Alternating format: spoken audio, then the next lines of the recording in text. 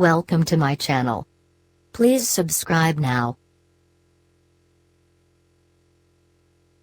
Bloomberg is reporting that Mark Fields, Ford's CEO, pushed President Donald Trump for market-driven national fuel economy standards, and that up to 1 million jobs could be at stake if those national regulations didn't take consumer expectations into account.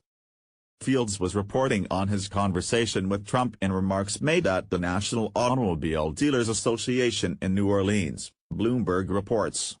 The report also states that he and fellow CEOs Mary Barra of GM and Sergio Marchionne of FCA aren't seeking to eliminate fuel economy standards altogether, but rather to make them more flexible.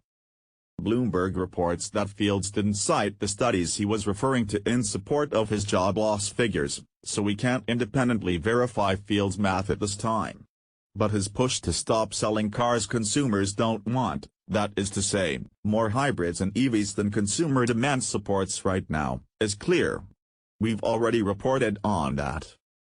To level an educated guess at what will happen next, Trump seems likely to reduce the stringent 2025 fuel economy targets, perhaps freezing them at current levels.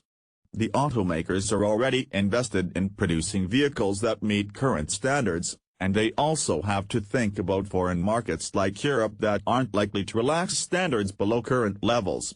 If you consider economies of scale, automakers are likely to ask for federal standards that match global standards for their largest markets as closely as possible. We'll see if Trump buys Fields' math, but Ford isn't hedging its bets.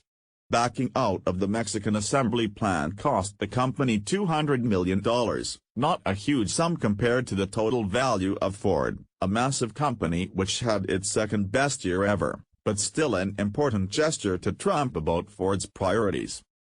We'll see if Trump buys Fields' math, but Ford isn't hedging its bets. Backing out of the Mexican assembly plant cost the company $200 million, not a huge sum compared to the total value of Ford, a massive company which had its second-best year ever, but still an important gesture